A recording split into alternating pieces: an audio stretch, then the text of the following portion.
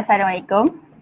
Hari ini kami dari grup yang pertama yang terdiri daripada saya sendiri, Atifah, Safira, Zulaika, Mardia, Fadila, Erika dan Syazana akan bentangkan bab 1 tingkatan 5 macam Cik bagi tahu tadi yang bertajuk ubahan. Dan akhir-akhir nanti akan adakan quiz, so minta semua orang fokuslah sebab ada hadiah yang bernilai RM5 dan juga RM10. So kalau rasa-rasa nak minta fokus. Tak pun kita petik nama korang. So tanpa melengahkan masa lagi, kita jemput Siti Zulaika dan Syazana untuk menerangkan subtopik 1.1 ubahan langsung.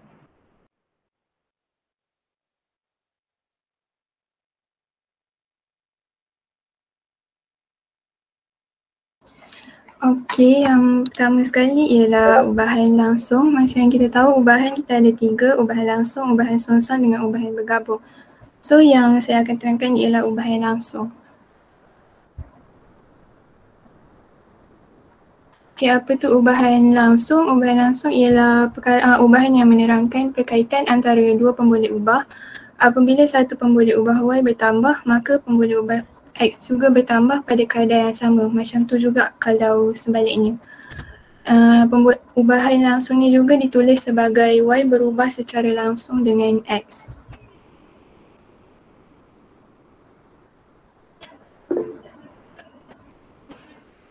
Okay. Dalam ubahan langsung ni ada dua benda yang kita kena tahu. Yang first kali ialah hubungan ubahan dia. Hubungan ubahan dia macam dalam slide ni. Y berkadar langsung dengan X. Dan kalau kita nak tukarkan dalam bentuk persamaan, X tu kita kena darabkan dengan K. K tu ialah pemala dan pemala ni sama dengan kecerunan. Tapi kalau untuk berkaitan antara nilai K dengan kecerunan garis lurus tu, hanya boleh digunakan jika garis lurus tu melalui asalan macam dalam graf, dalam gambar. Okay, yang seterusnya ialah graf Y melawan X kuasa N. Graf ni ialah satu garis lurus yang melalui asalan dengan K ialah kecerunan garis lurus. Hubungan ubahan dia sama je macam tadi, bentuk persamaan pun sama macam tadi dengan keadaan syarat dia N mesti nombor-nombor macam ni, tak ada nombor negatif dan K tu ialah pemala, sama macam tadi. Okay, dalam ubahan langsung ni kita ada juga ubahan tercantum. Ubahan tercantum ni terjadi apabila Y berubah secara tercantum dengan X kuasa M dan Z kuasa N. Maksudnya Y ni berubah secara langsung dengan X dan juga berubah secara langsung dengan Z. Jadi dia punya hubungan ubahan tu macam ni. Dalam bentuk persamaan pun kena tambah pemala juga K. Dan syarat dia sama je macam tadi, nilai kuasa tu mesti nombor positif dan K ialah pemala.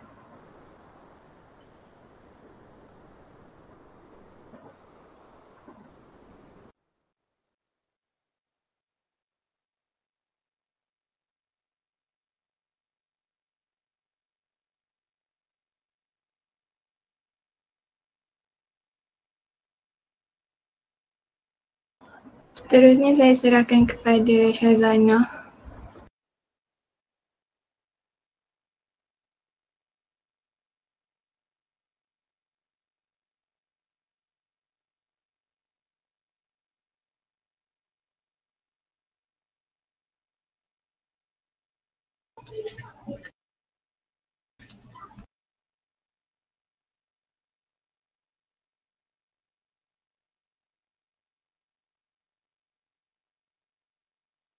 Cikgu.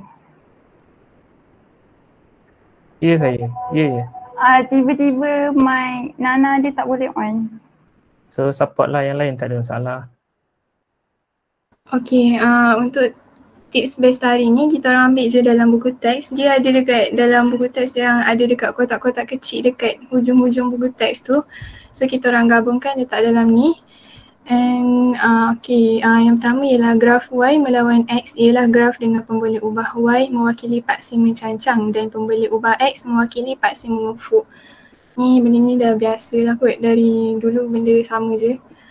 So yang second ialah hubungan ubahan langsung yang ditulis sebagai Y berubah secara langsung dengan X juga boleh ditulis dengan X dan Y adalah berkadaran langsung. Seterusnya ialah simbol macam simbol ikan ni merujuk kepada adalah berkadaran dengan. Dan Y berkadaran dengan X adalah benar jika dan hanya jika N sama dengan 1. Kemudian Y berubah secara langsung dengan X. Dia punya nak tulis macam ni lah. Yang next.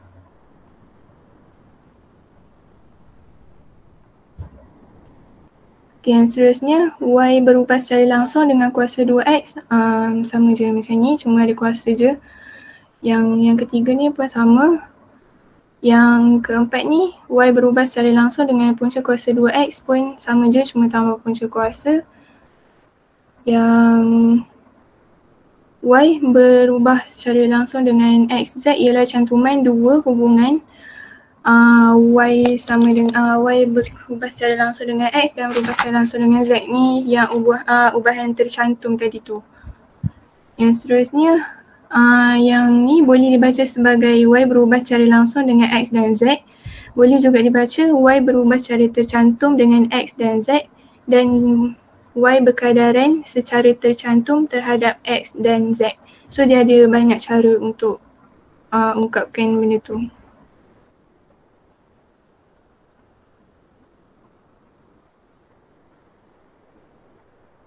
Okey, untuk contoh soalan. Contoh soalan yang ada kat sini ialah tempoh ayunan A saat bagi bandur ringkas berubah secara langsung dengan punca kuasa 2 panjang benang PCM. Diberi bahawa satu bandur ringkas dengan panjang benangnya ialah 9 cm mempunyai tempoh ayunan sebanyak 1.2 saat. Hitung tempoh ayunan dalam saat jika panjang benang ialah 25 cm.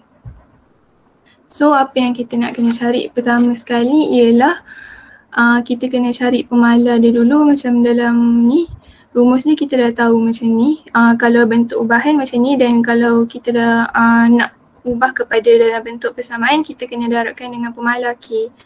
So kita pindah-pindah je dapatkan K. So dapatlah jawapan dia.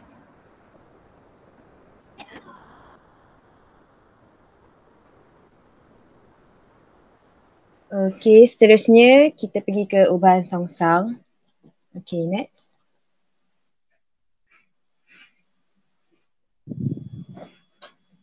Okey, maksud ubahan songsang ni, pemboleh ubah Y bertambah apabila pemboleh ubah X berkurang.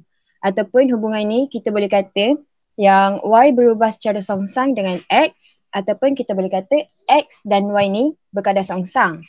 Yang tadi tu kalau ubah langsung, pemboleh ubah Y bertambah apabila pemboleh ubah X berkurang. Apabila pemboleh ubah X bertambah. Maksudnya kalau langsung ni dia sama je bertambah. Tapi kalau songsang ni dia berlawanan lah. Maksudnya bertambah dengan berkurang. Okay. Next. Okay, cara tulis ubahan songsang ni ada satu hubungan gubahan. Safira, Mike. Hubungan gubahan satu, macam ni lah tulis dia Y berkadar songsang 1/X. Dan lagi satu dalam bentuk persamaan lah yang kita tambah nilai pemala dia. Y sama dengan K/X. Lepas tu ni bentuk graf dia ada dua. Satu kalau Y melawan X, dia akan berbentuk hyperbola melengkung macam ni. Allahu. Kejap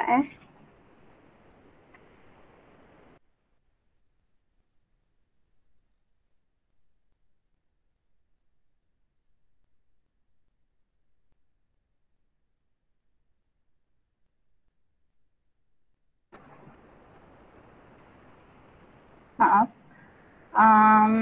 Ni melengkung tadi, Y melawan X. Lepas tu lagi satu kalau nak hasilkan garis lurus, Y melawan 1/X. Dengan syarat garis lurus tu bermula daripada asalan, tapi X dia tak boleh sama dengan kosong.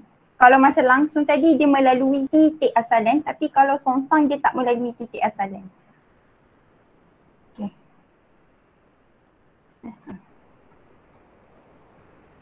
Okey, seterusnya tips bestari. Tips ni ada dalam buku teks juga. Untuk tips bestari ni, contohlah dia tanya macam mana nak tulis Y berubah secara songsang dengan X. Jadi kita buat Y, simbol tu 1/X. Dia menunjukkan berkadar songsang dengan X lah.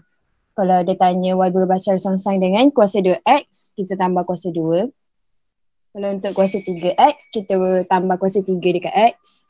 Lepas tu seterusnya y berubah secara songsang dengan punca kuasa 2x, kita tambah punca kuasa dekat x. Seterusnya punca kuasa 3x, buat punca kuasa 3x lah.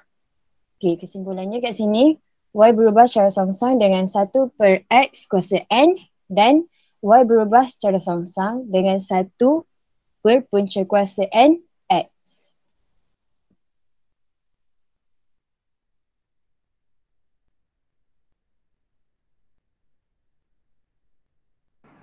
Okay, lepas tu kita ada contoh soalan. Okay. Berdasarkan hukum Boyd, tekanan gas T bagi satu jisim gas berkadar songsang dengan dengan isi padu gas V jika suhu gas itu adalah tetap. Rajah menunjukkan gas terperangkap di dalam sebuah silinder. Apabila isi padu di dalam silinder itu ialah 80 cm padu, maka tekanan gas menjadi 190.25 kilopascal. Hitung isi padu dalam sentimeter padu apabila tekanan gas di dalam silinder itu ialah 121.76 kilopascal.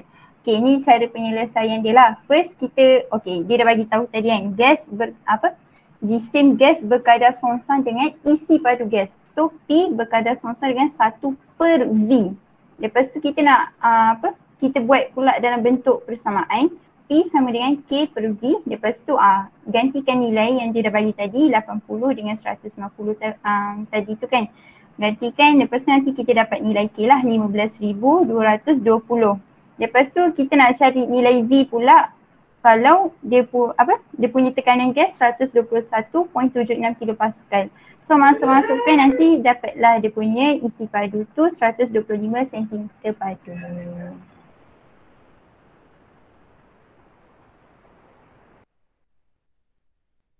Okey, seterusnya ubahan bergabung. Apa maksud ubahan bergabung ni? Gabungan di antara ubahan langsung ataupun ubahan tercantum dengan ubahan songsang.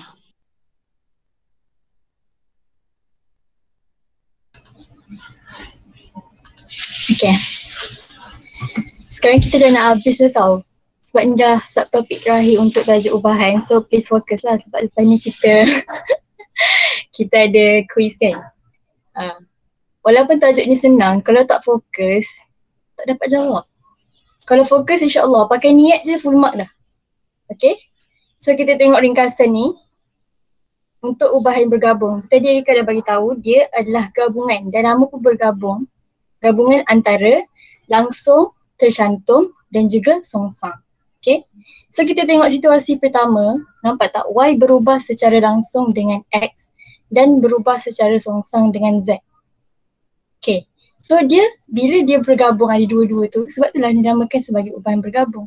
Jadi kita tukarkan dalam bentuk persamaan, akan dapat Y sama dengan K darab X bahagikan dengan Z. Okay, so kita tahulah K tu pemalar kan, betul tak?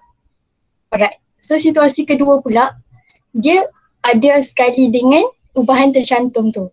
Tengok Y berubah secara langsung dengan W dan juga X. So W darab X tu nampak tak kat situ? Itu adalah ubahan tercantum. Pasal Y berubah secara songsang dengan Z. Okay. So kita tukar dalam bentuk persamaan.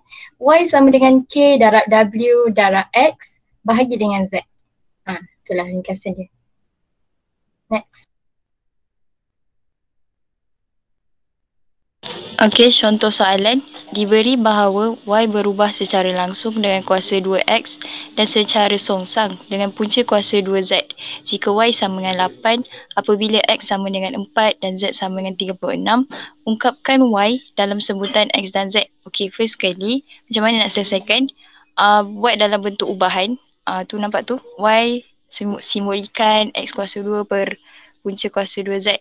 Okey, lepas tu tukarkan dia dalam bentuk persamaan, which is kita akan carilah nilai pemalar K. Y sama dengan K X kuasa 2 per punca kuasa 2Z. Okey, lepas tu dia dah bagi nilai-nilai Y, X dan Z. So gantikan dalam persamaan, dapatlah nilai K. Soalan minta ungkapkan Y. So ganti je K, masuk dalam persamaan, dapatlah ungkapan Y.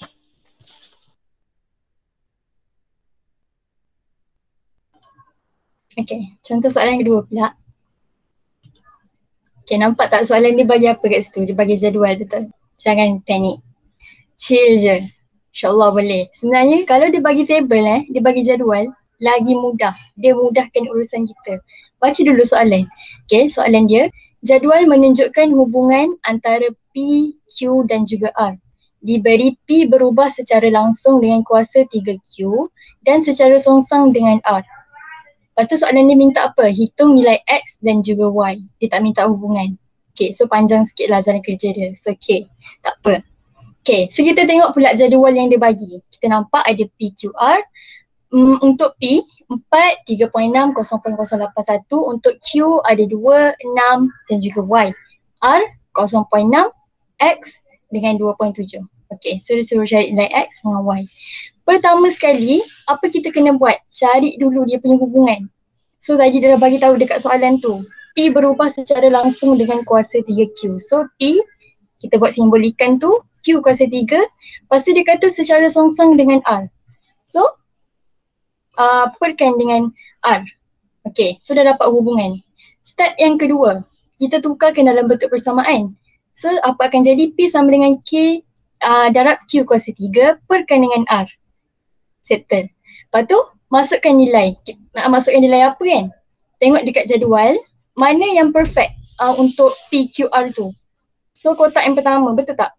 Yang P tu ada 4, Q2, R 0.6. Okay, so kita masukkan yang tu, gantikan je dalam persamaan yang kita dah dapat tadi.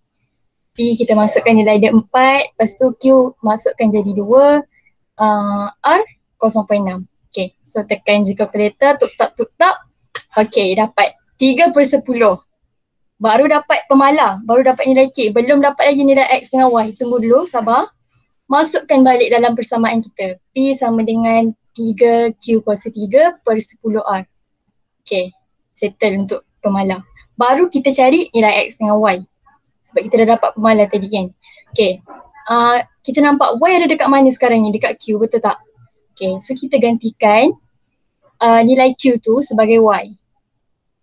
Sorry, sekarang kita cari nilai X dulu. Okay, sorry. Okay, so kita masukkan P tu, kita ambil untuk yang ni lah, 3.6. Lepas tu Q tu 6. Lepas tu R kita X. Okay, so kita nak cari R lah sekarang ni maksudnya. Okay, kita masukkan jadi X. Lepas tu kita pindahkan. Alhamdulillah, dapat X sama dengan 18. Okay, simple kan?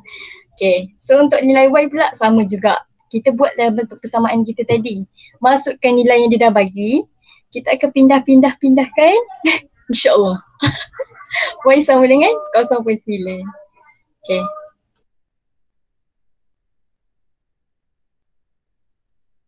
Untuk lagi kefahaman, ni ada video penyelesaian. Diberi W adalah berkadar langsung dengan X kuasa 2 dan berkadar songsang dengan Y. W sama dengan 15 apabila X sama dengan 3 dan Y sama dengan 9. Cari nilai K. Macam mana nak cari nilai K? W adalah bersamaan dengan KX kuasa 2 per Y. So kita boleh tulis KX kuasa 2 per Y sama dengan W. KX kuasa 2 sama dengan W Y. K sama dengan WY per X kuasa 2. Masukkan nilai K sama dengan W 15 darab dengan Y 9 3 kuasa 2. K sama dengan 15 darab 9 bahagi 9 potong K sama dengan 15.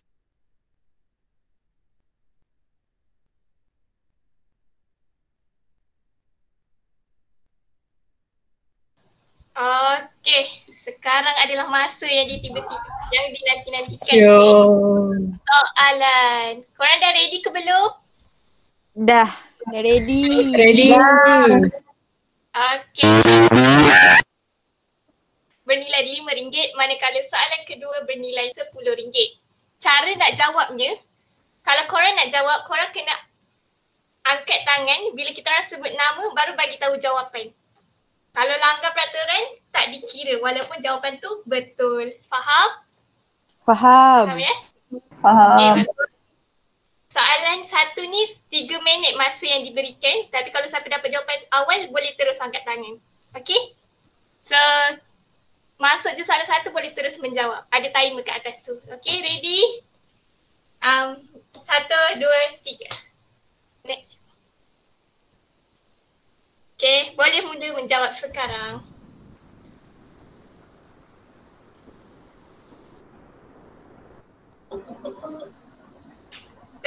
Tak ada yang dah dapat jawapan ke? Okay, Ilmi, apa jawapan Ilmi? Bagi dua-dua terus A dengan B. Okay, A M sama dengan K per NP. Yang B M sama dengan 3.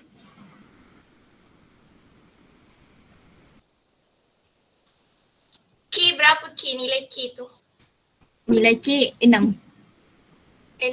Okay, untuk A tu betul tapi untuk B tu salah. Jawapannya 10 untuk B. Tapi tak apa, Ilmi dah mencuba. So, Ilmi pun berpeluang lah. Sebab yang lain pun tak ada yang nak jawab kan?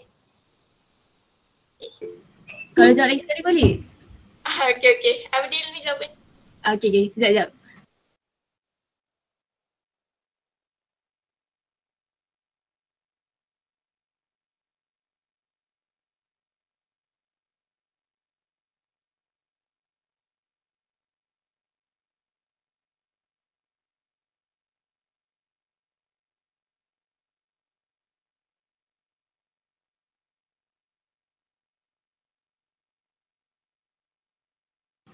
Kalau dah tahu jawapan macam nak jawab lagi sekali?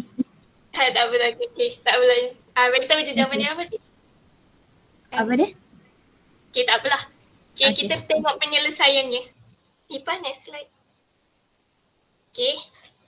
Cara nak selesaikan apa-apa sekalipun, kita kena tulis hubungan gubahannya, itu yang ada anak ikan. So, cara nak tulis dia M berkadar songsang dengan N per P. N darab P. Lepas tu apa-apa pun sekali kalau soalan berkaitan dengan ubahan mesti kena ada anak ikan dengan kena cari pemalah K. So bila kita pun gantikan masuk dalam persamaan. Okay, tekan kalkulator, dapatlah jawapan K sama dengan 6. So jadi dia soalan minta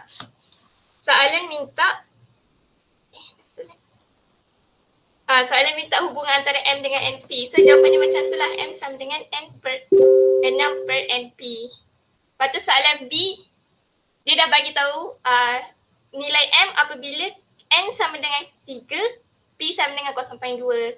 So kita tekan kalkulator, dapatlah jawapan 10. Okay, next.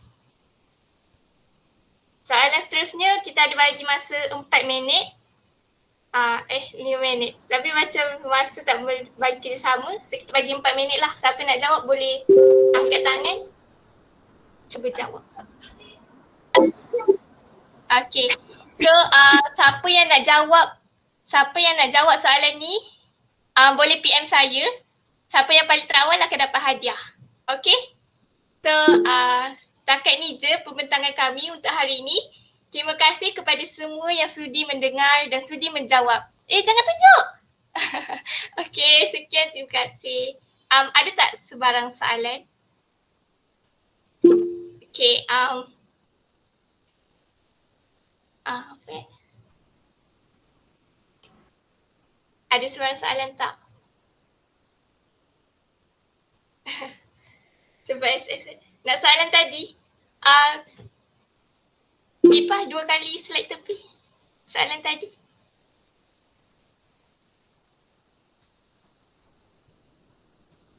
Kejap. Okay, siapa nak jawab boleh PM saya. Siapa yang paling terawal dapatlah RM10. RM10 tau. Soalan ni pernah ada dalam exam tau. Siapa yang fokus waktu cikgu mengajar tu memang dapatlah jawab.